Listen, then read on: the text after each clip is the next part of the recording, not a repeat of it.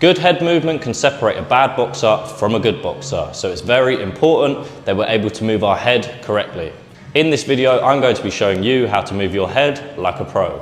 One thing I see all the time is people moving their head, but overleaning whenever they're doing it. Now what this does is it leaves us off balance and exposed. If we're off balance, our balance is not in the right place, and from here I could easily be pushed over or worse, knocked out. A common misconception with head movement is that movements have to be big to avoid punches, which is not true. Instead, what we want to do is make the movements as small as possible while avoiding the punch so that we can be in the best position to then counter and move off. The first way to move your head like a pro is to slip.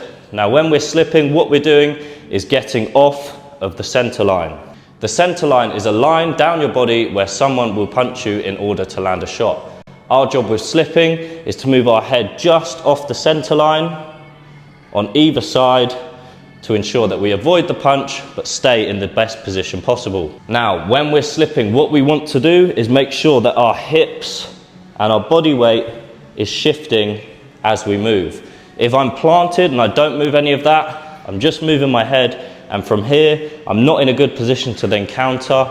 My feet and my balance is off, which means I'm easily able to be knocked out or pushed over.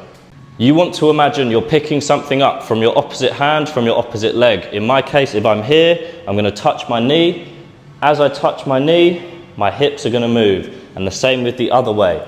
And now you can see, once I do that, my head is just off the center line, my shoulders are coming forward, and I'm getting my head off of that line where someone will be punching me, but also maintaining a strong position where my body weight is in the right place to counter.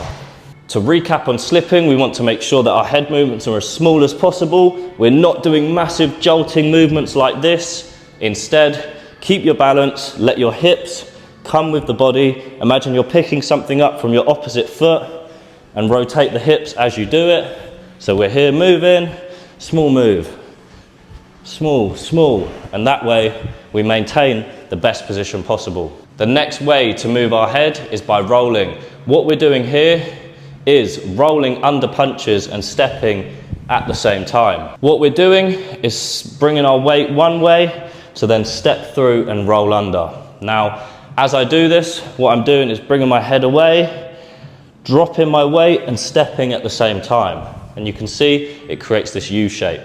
One mistake a lot of people make when rolling is that they'll use their upper body like this. Now from here, I can't see anything, my opponent can move, catch me with an uppercut, anything.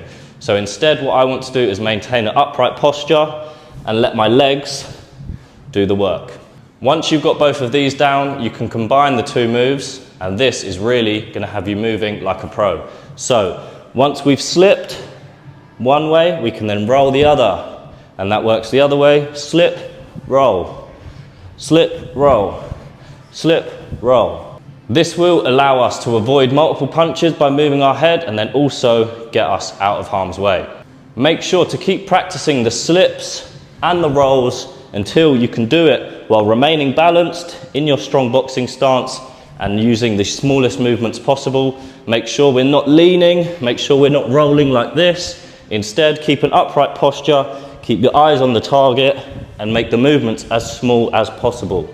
If you found this video helpful, then click that subscribe button down below. Let me know in the comments how you found it, and I will see you in my next video.